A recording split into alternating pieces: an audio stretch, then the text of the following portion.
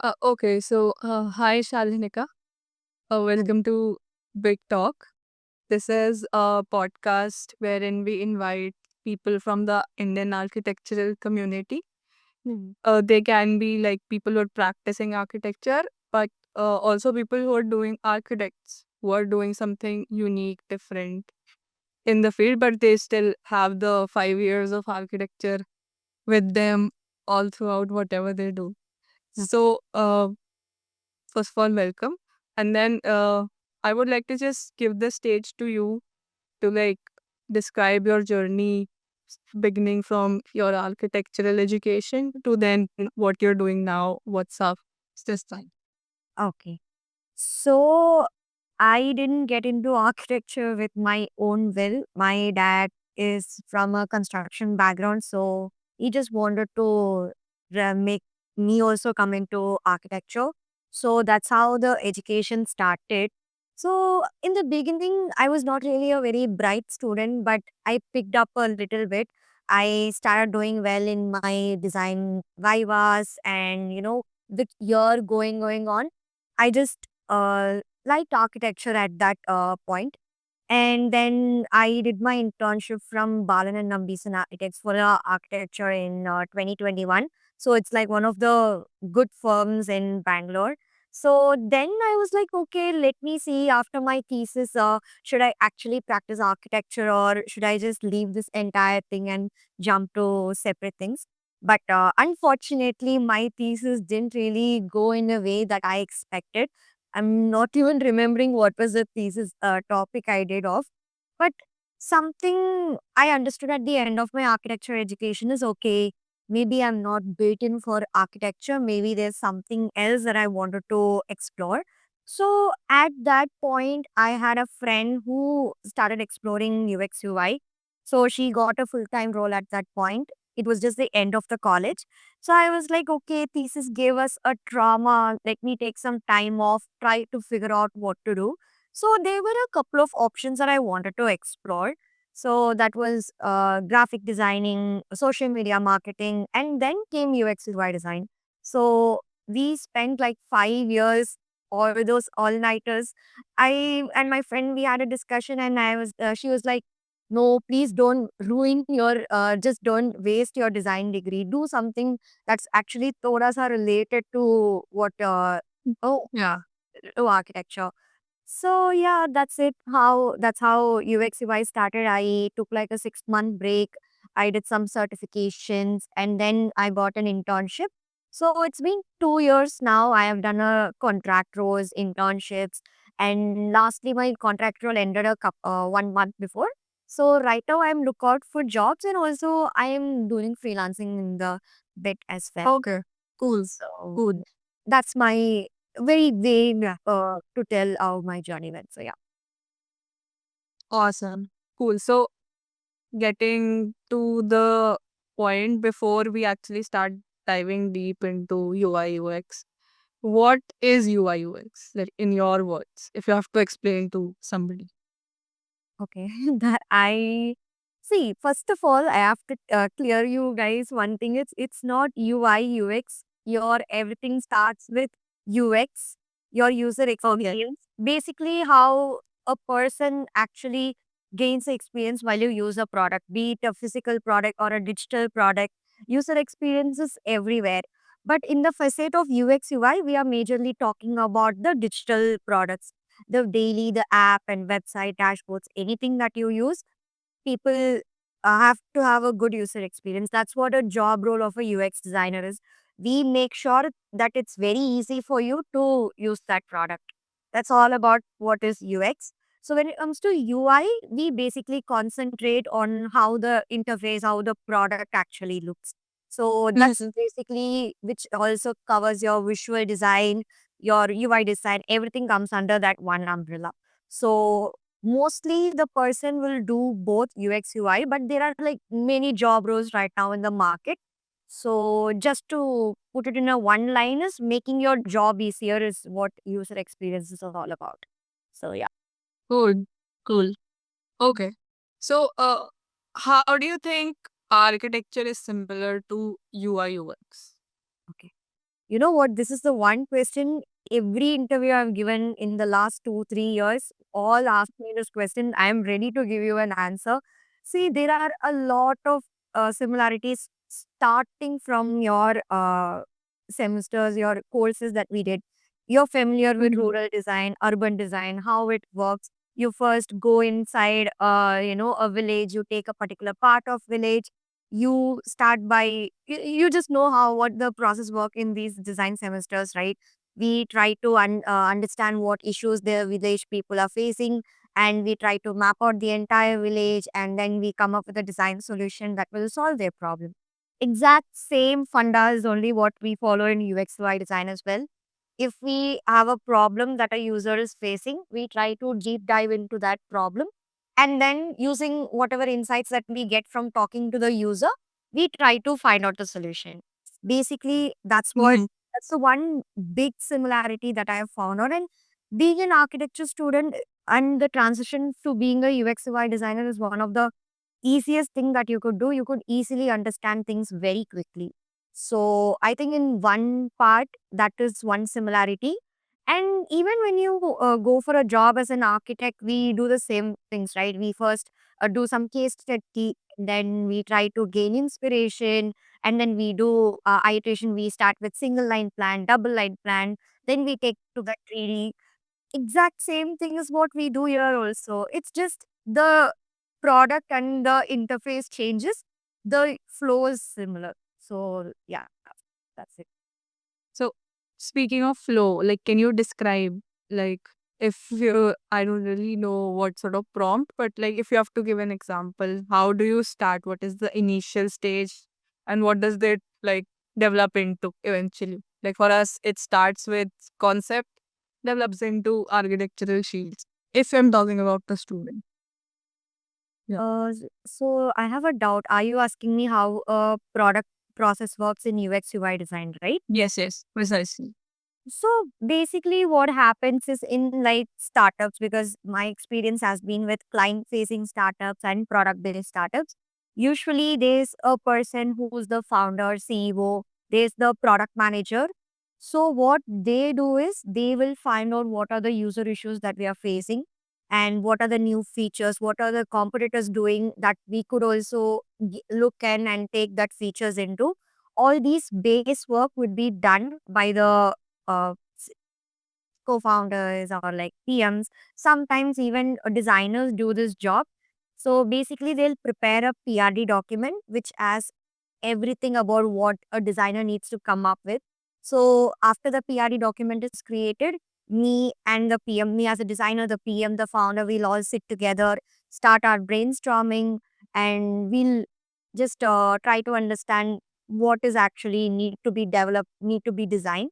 So once I have a clarity on what features are need to be designed, I would also do my own set of research, like, oh, what are the competitors are doing, what can be done better, what is that some gap that's there in the market.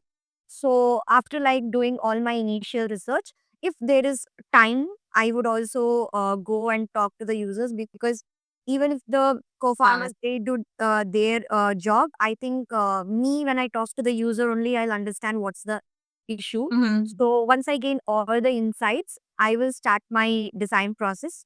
So at this point, you could start with paper wireframe. So basically just sketching out our ideas by looking through whatever insights that I have got. So after a couple of rounds of iteration and discussion, we would go for the final high fidelity wireframes, which is also the major part of the UI. So here we make sure the screen is designed in such a way that the user doesn't get stuck. The colors are accessible enough, the text is accessible enough. So again, after like a couple of rounds of iteration, we would have the end product. Starting whatever features are there, we would map out the basic flows, the empty flows, whatever it is. So once we complete all these screens and designs, we would have a discussion with the developer, maybe after the completing the project or even during the project itself. So we will sit with them, we would hand off the files, and then they will begin their version of the proper prototypes. So this is what I have been doing in my past companies. So yeah. Cool. So, whatever I heard, it sounds quite similar. Like there is an analogy to architecture almost at every stage. Like you talk to the developer, architects talk to a contractor to get whatever is designed to fruition. Hmm. Cool. So, got the workflow, but do you think architectural education lacks something or perhaps provides something that helps specifically with UI UX design or product design? See, I don't, for me, what I feel is each college ka education, the way they teach is really different. What I have been taught is very less than what I have seen in other major colleges and all. But I think when you do a design degree, basic, visual design principles or like workflows, this is actually really will be helpful for becoming a UX UI designer. And for a fact that architects, there are so many, even senior architects are converting into UX UI design because they understand design well. It would be very easy for a architect or even an interior designer to transition into in this UX UI design field or even product design field compared to a person who's maybe coming from a arts or some background. So something that lacks, I'm not sure how to answer that question, but I would like say architecture education has been a base for me personally that made my transition easier. So yeah, Cool. Okay. So, uh, if I talk about getting into UI UX as a field, what do you think should be the first few steps for somebody who is either in architecture school or perhaps is has practice and what is interested and wants to switch? I think I would say first just forget the fact that if you're coming for money, don't come for money because I have seen a lot of my batchmates, they just switch to UX UI design because, okay, the salary range is really higher than what an architect would get. But yeah, I think I joined because of interest. So I think, Is it higher though? is it? It's higher than, Mm. yeah, obviously it is higher. And yeah, to answer your question, I think first thing is to start by getting a mentor. There are a lot of mentorship platforms available, or just get a person on LinkedIn. Ki just I am this person. Just text them. Start aggressively using LinkedIn. Second thing is if you want to, not spend any. I would say what not to do first, and then I'll say what to do. Don't invest money on boot camps because that's a big scam. They would say that job guarantee and everything will be taught. Nothing. I think I have had comparison of the person like you have to pay for like what 1 2 months of course like about 1 lakh 2 lakhs and they would just teach you Figma. That's not really you could just easily get it in YouTube itself. So okay, no boot camps. So and don't come for the money alone. If you have the interest, then come. Something that what I did was I started with connecting people on LinkedIn, getting myself a mentor, and then taking the Google UX design course. So that's one of the best courses that's available. And if you can take a financial aid, about 6 months, you can use it for free. And like if you just sit and put your concentration, you could complete the course within like 1 or 2 months itself. So that's one of the okay best course that's available. And you could just start following LinkedIn influencers who is doing well in the yeah. So you can do that. And of course, YouTube is there. Start exploring things like what's happening in UX UI design and stuff. So yeah, I think this is much needed and much enough for a beginner designer to start off things with. And once, even when you're just doing the course only, you will start to understand the basics also. So I think once your basics are done, you could start replicating real life products, app screens, and stuff so that you just get a hang of how UI design works, and if you're being an architecture student, you already know how design principle works. So yeah, you could just play around and figure out things. So this is what I did. So yeah. Okay, cool. So, bunch of questions from your answer. So, Okay. if I need to like approach somebody for mentorship, what sort of profiles do I look at and how do I approach them? Like asking from a student's perspective. Yeah. So one thing is there's a website called ADP List. So I found my mentor through that website only. So it has a lot of options to be honest, and it's free as well. It like you don't have to Oh, pay okay. anything. So you're there, you just have to book a slot with the person according to the availability. And you can set up a meeting and you could just answer question whatever queries and things you have in your mind. They would help you out. That's the most straightforward way. So this way you can actually expect reply backs. The second thing is LinkedIn. What I did was I just drafted a message using ChatGPT to saying, hi, I am an architecture student and I am looking to uh, learn UX design. Is it okay if you can be your mentor? Like, just you can just put the prompt and change accordingly and just start sending messages to people. Even in LinkedIn, if you can go and see UX UI mentor, if you just put it just thousands of profile up here, you just have to give a connection request and then go and ask them. But I think the first option, ADP list, really helped me well because I don't have to wait for a response from their side. I just have to book a slot. You even have options to see whether they are actively, mentoring and stuff. You just have to go to that website and take a look at it. So yeah. Very cool. I've never heard of that before. Hearing for the first time. It's pretty cool. So to further uh, ask about getting into UI UX. If I am a fresher, I have no prior experience, but I have done my courses, I've had my mentors. How do I catch my first break? Like, am I supposed to have a good enough portfolio because I don't have any prior experience? What would you suggest? So what I did was I made sure that I created a portfolio. So when you do the course only, they'll give you projects that you could work on. So Google UX design, what happens is like you have to do assignments and you'll have peer reviews as well. So just take a prompt and start doing your case study projects. Minimum 3 projects is good enough for fresher. And I think after putting your projects, you just have to start applying for internships because right now, I think in past 2 years, even I have struggled with the job search. Nobody just right away gives you a full time role.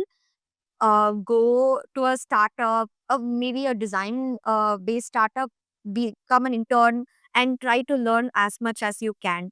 So I think that's one thing.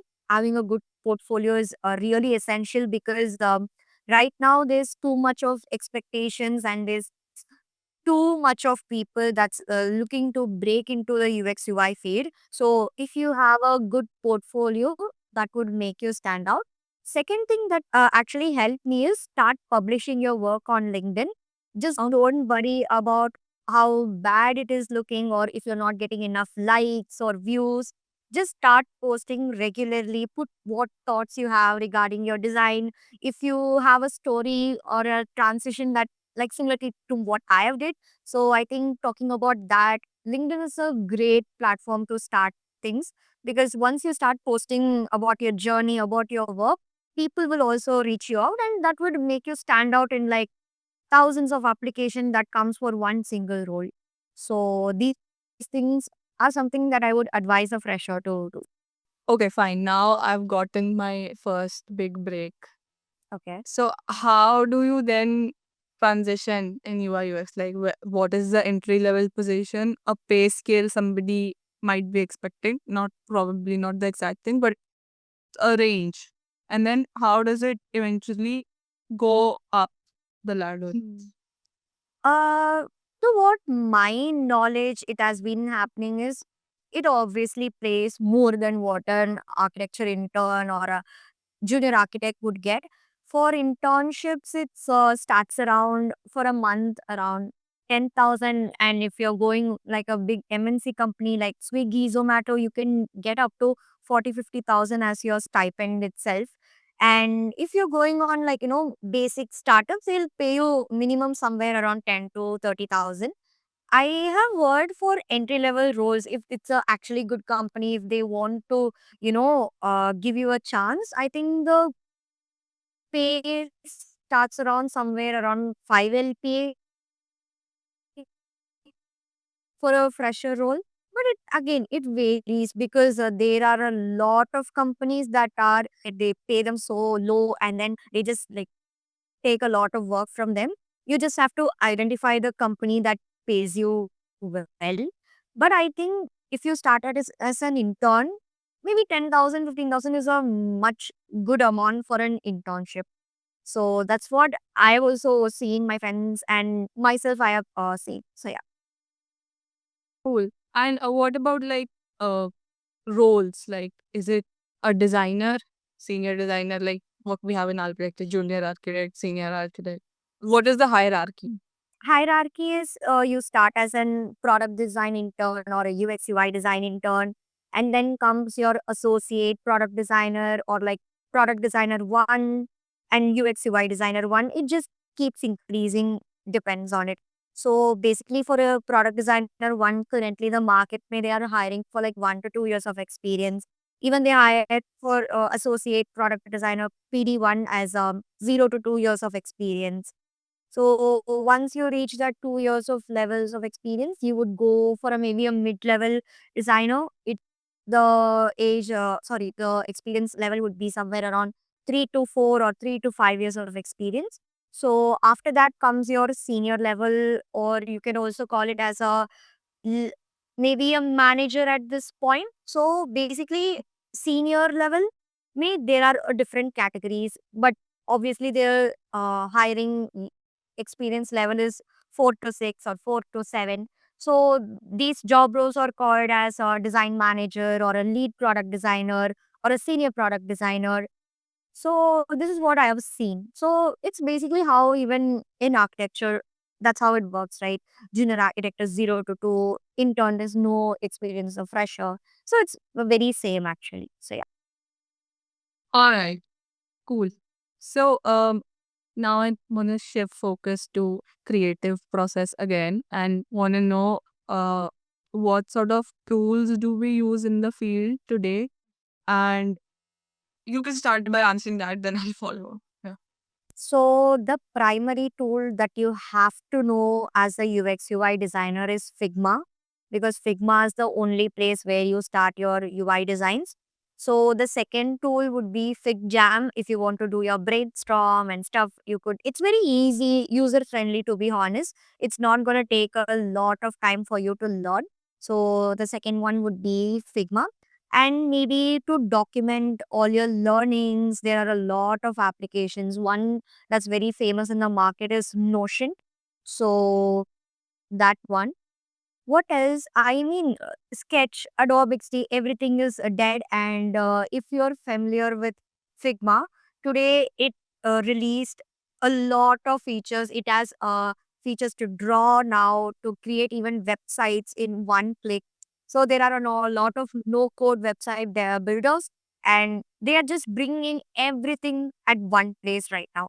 So I think if you learn Figma, and like at least in a basic to mid level, I think companies would hire you, because many companies right now, they just want you to know Figma and want you to be well versed, and just to know that tool. So that's one thing.